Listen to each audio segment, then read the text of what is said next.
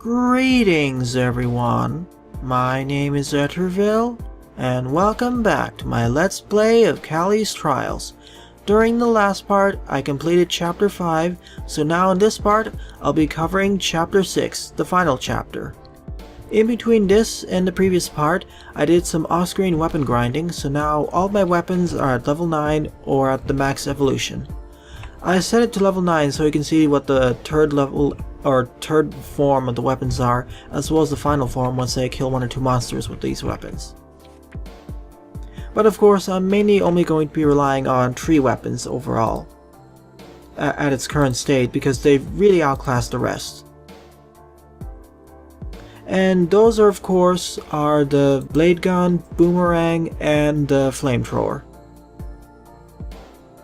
But before I go on to Chapter 6, let me buy the final items from Lloyd's shop. First of all, the health regeneration, the ultimate power because it allows you to regenerate health. It is pretty broken. Also a shortcut to the final zone or chapter.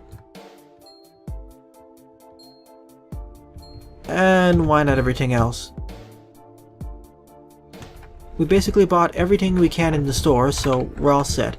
We have almost all weapons, we bought all of the power-ups, Callie's at level 20 with max hearts, and she has all the abilities. Only one weapon's left over and Callie will be at her absolute max strength. Of course, it won't really be that necessary as I can complete the game with the current weapons I have. By the way, if you make it all the way up here, you'll notice a cameo on the top part of the screen. That's Bera above. She's cameoing from Callie's Caves tree. She is basically another playable character in that game, and if I ever get to play Callie's Caves tree, I will show off playing as her. Alas, here's the Zone 6 area. The War of the Caves.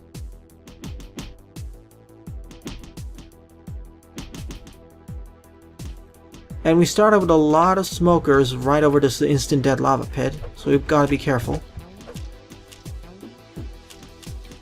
Thankfully enemies don't get too bad. Let's see here, let's use the rocket launcher and see what its upgraded form is. The rocket launcher is at level 10 and thus got its fourth form, aka second evolution. Oh! In addition to damage increase, it's now heat-seeking and it has mini rockets. Oh boy. This actually makes the weapon quite more broken if you think about it. Especially against bosses. Because, like for example with the tank boss, the main problem is that I couldn't use the boomerang in order to hit it well, and I had to jump back and forth in order to destroy the boss. This was especially a problem with the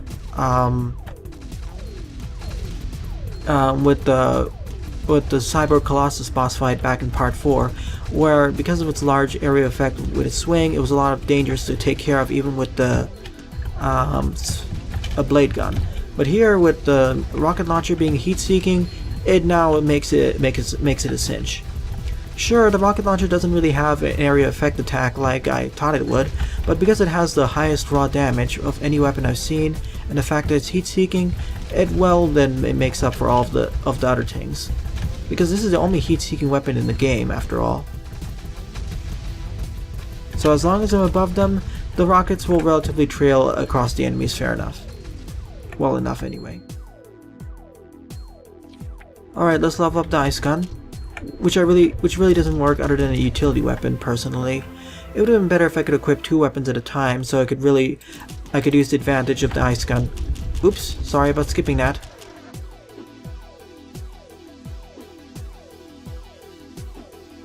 Sorry about that, I didn't mean to skip it, but oh well. So it does 3 points of damage and freezes them for quite a bit longer.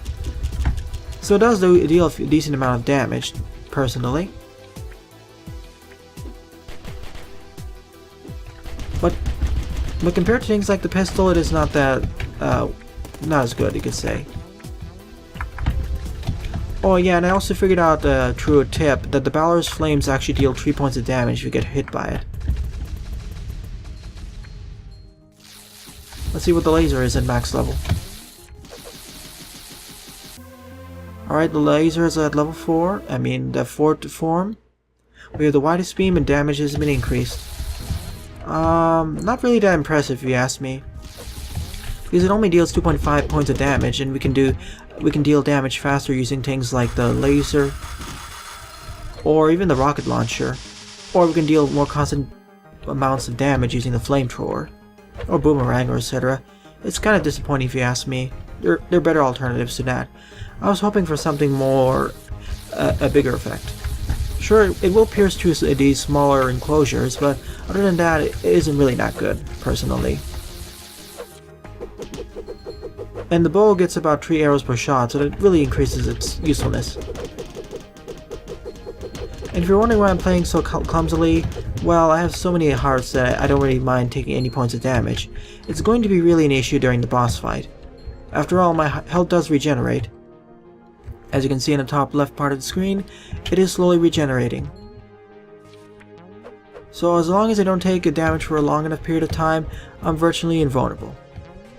Here's the final weapon in the game, the bomb gun. The bomb gun fires explosives in a small arc, just like the bow's arrows.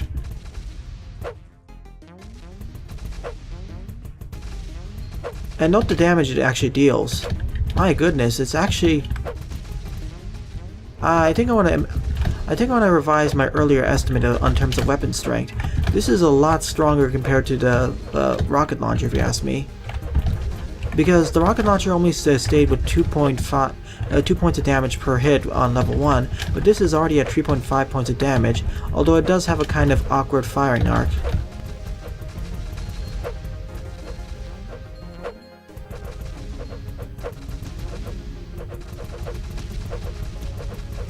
I'm gonna try leveling this up to level 2 and see how well it works. Oh, okay, not bad.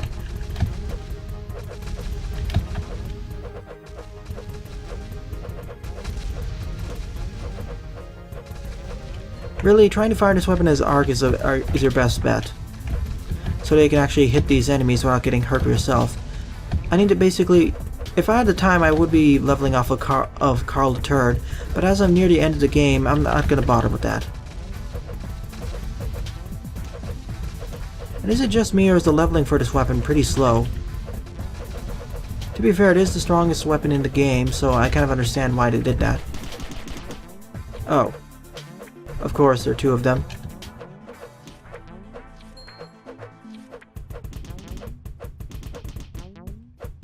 Let's see what the spike gun is at its max level. So the spike gun's at the 4th form. Not really that useful, of course, other than larger spikes, but hey, I'd rather use my other weapons for attacking when necessary.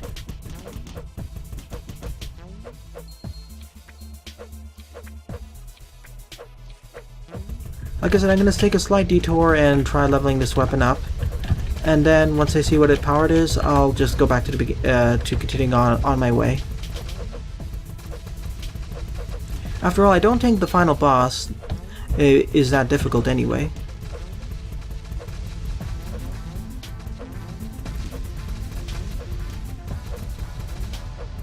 Okay, level up. Let's see what it is. Yeah, 0.2 points of damage, as expected.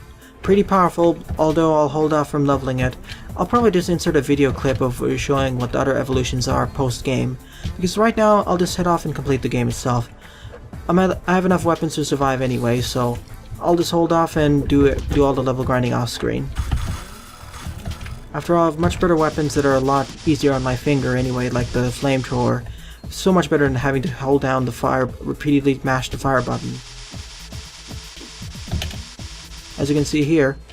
Oh sure, I'm not sure if there's actually a time limit between each shot, like for the bomb weapon.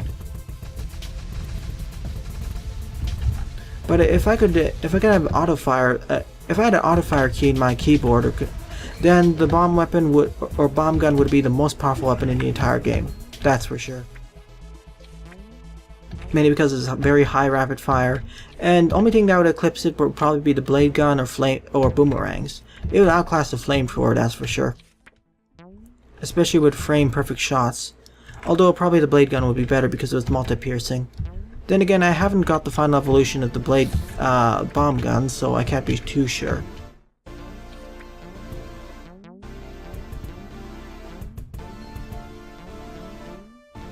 Okay, I thought there was a secret over there. Moving along.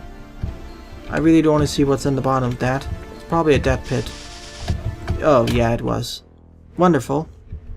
Well, that's off to a good start. Hopefully I don't die and have to restart this. If I do die, I'm just going to grind up my weapon and continue on off screen.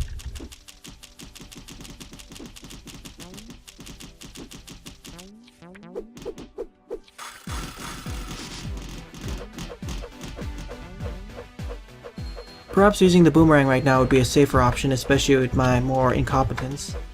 It's been kind of a while. In my own defense, it's been over a week or two since I last played Callie's Trials, as I was kind of under the weather for most of the day. Most of the days where I really wish I wanted to record this game. I had some trouble sleeping during the evening, but hopefully I should be able to complete this game in this part, barring any feats of super incompetence.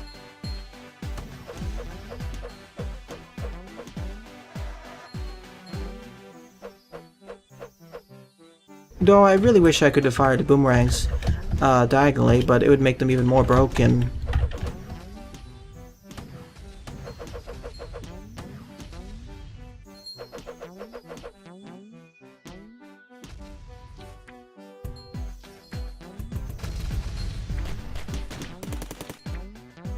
Right now my go-to weapon is going to be a flamethrower for singular flying enemies, and the spike gun for a lot of enemies at once. Or boomerang for smaller enemies with larger hitboxes. I would have liked it if there's a chest nearby so I could actually get some more health, but thankfully as my health regenerates I shouldn't be too worried.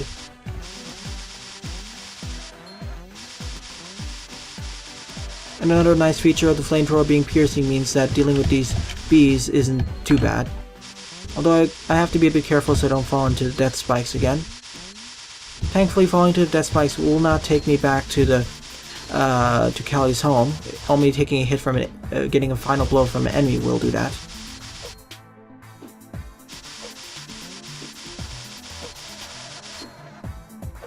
Really have no more use for money in this game, or experience, or money or experience. The only thing that's going to be useful right now is going to be hearts. Anyway, yeah. The flamethrower being able to pierce through walls really makes it even more broken. Ow.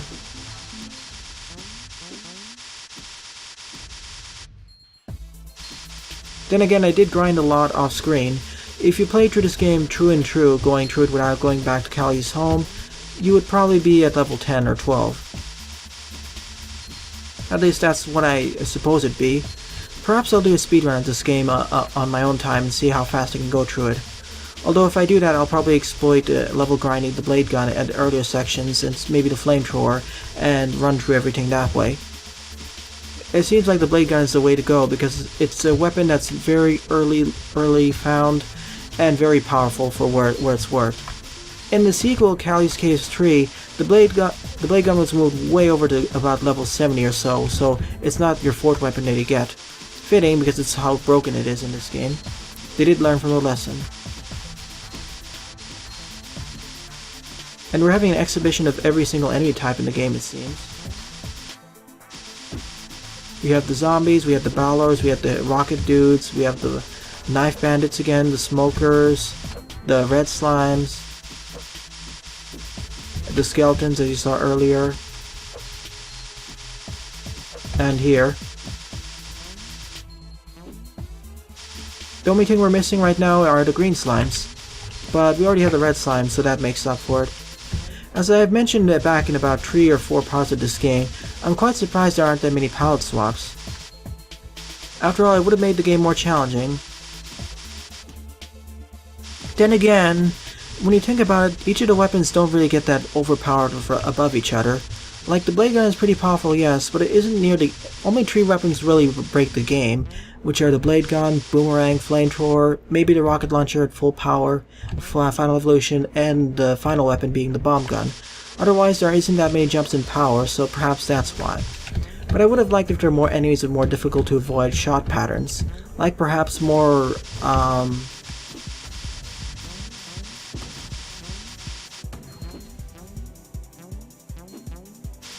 well, perhaps with skeletons who can fire shotgun bones, or maybe enemies with shotguns or machine guns. I mean, there's a lot of variety that was kind of missed in this game, and that was kind of fixed in the sequel to this. Not to mention there's a lot more environmental variety here in that title.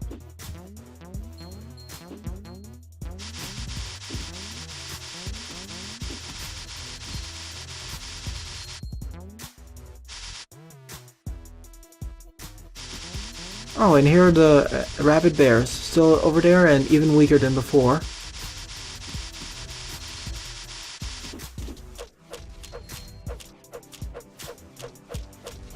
I mean, I can easily take them out with my sword swings now. Not that I want to, at least. Let's see how the bomb gun works against them.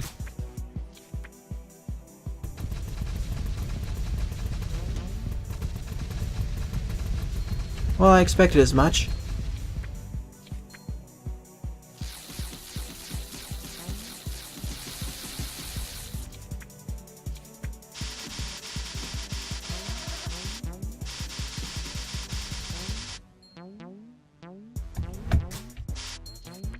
Ah, sure, I'm just gonna go for this chest anyway. I don't really have any use for it, but if you didn't level grind as much as I did off screen, you'd probably want that.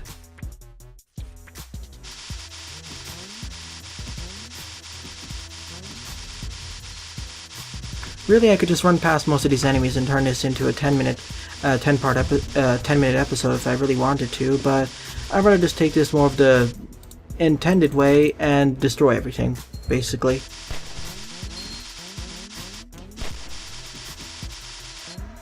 And the dodge feature is really helpful personally because it allows me to dodge a lot, at least 20% of the enemy projectiles it seems, or 10% of the enemy hits that I would have taken otherwise.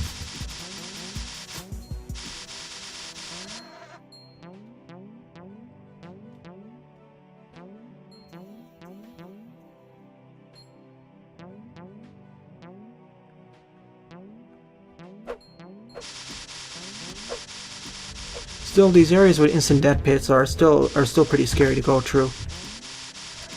Especially with knockback like this. One wrong move can be the end of you.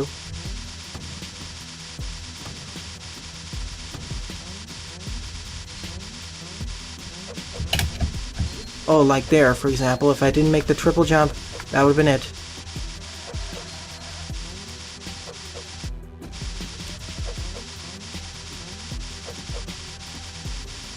Really, at this power level, standing still while on these platforms is the best option because of how invulnerability frames work.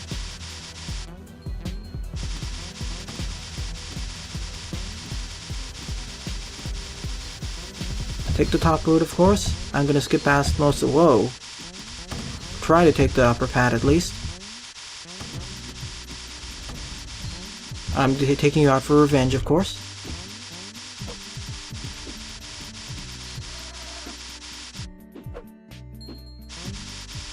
Really, at my current power level, as I keep mentioning, nothing can stand against me, so I'm going to stay silent for you to listen to the nice music of this game until I reach the boss room or something of interest. So see you there!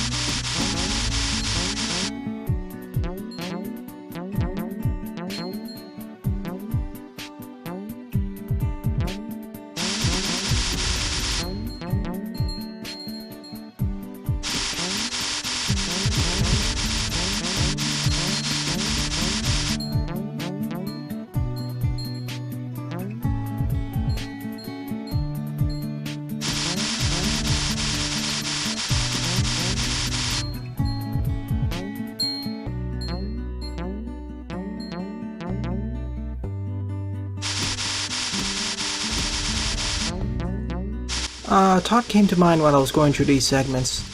We're fighting the zombies of our main antagonist, or the monsters as our main antagonist. Some being mutated wildlife, some being just general monsters like the Balors, or demons. What about the human-type enemies like the knife bandits and rocket bandits and the smokers? Are they mutated humans, or are they just the grunt force? If they are the former, or even the latter, it's actually results in kind of a bit of fridge horror. That means Callie has killed thousands or even tens of thousands of people during her quest. She's really going to have to go to several psychologists or family members to get by this. Especially having killed, well, more so than just the wildlife or demons, but actual people. I don't think this is really addressed in the sequel because video game logic, but it's just something that came to mind while going through all these segments.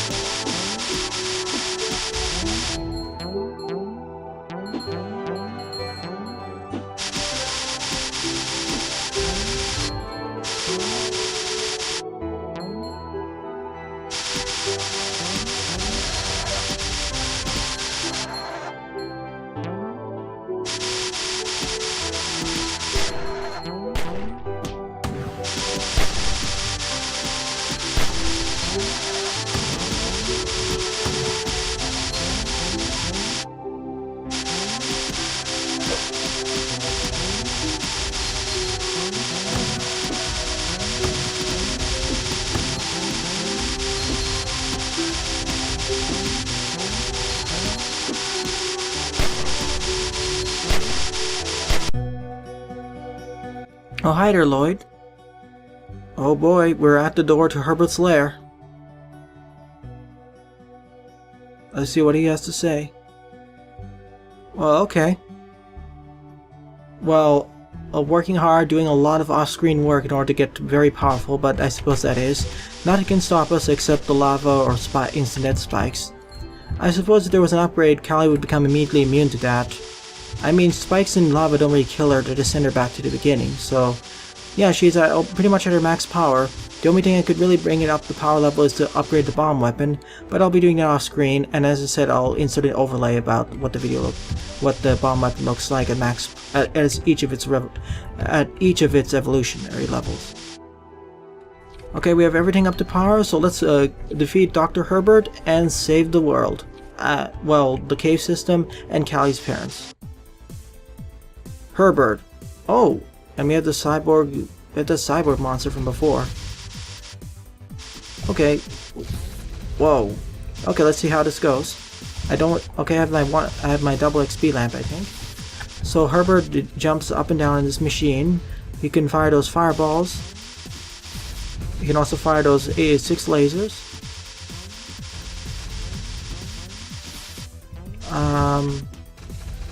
He can also fire explosives, I think. Oh, okay, those red fireballs are actually explosives. So be careful, so you don't get hit by them. So nice, he keeps bouncing around the room at different intervals while using those 3 weapons. Simple enough right now. But it is kind of annoying to hit him, though. Not to mention he can still hurt you if you're up here. Actually, let me try something. Oh. Okay, he's completely immune to the bomb weapon for some reason. I'm just going to use every single weapon against him just for a final. Okay, so the rocket launcher does work, but unfortunately the rocket launchers do get guided by the grenades, or they get misguided. Smart of Herbert. It does make it much easier to deal with him though, because now I don't need to worry about firing at him. Okay, dice. The frost ray doesn't work. Laser gun, of course, works. Bow works. Blade gun pretty much tears through everything, as it should. Flamethrower works, of course. For some reason, the boomerang doesn't work against bosses. And the bomb weapon doesn't work against the bosses either, so I suppose that removes an exploit from being super powerful and only works against enemies. Okay, let's finish this by just using the rocket launcher. So just run right next to him and defeat Herbert and that zombie head.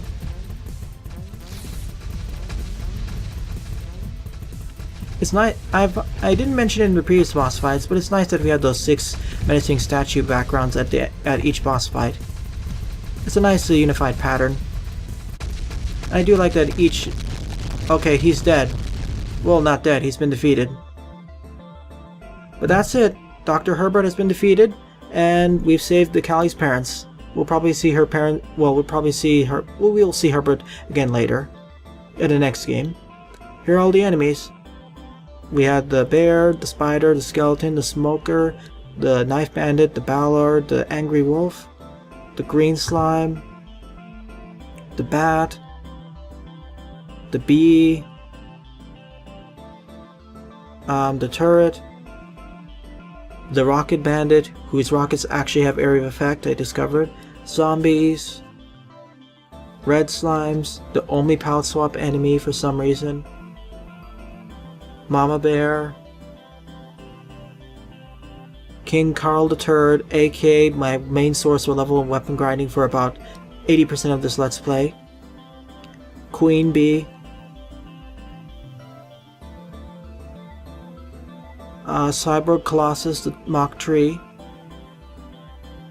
Herbert's Battle Tank,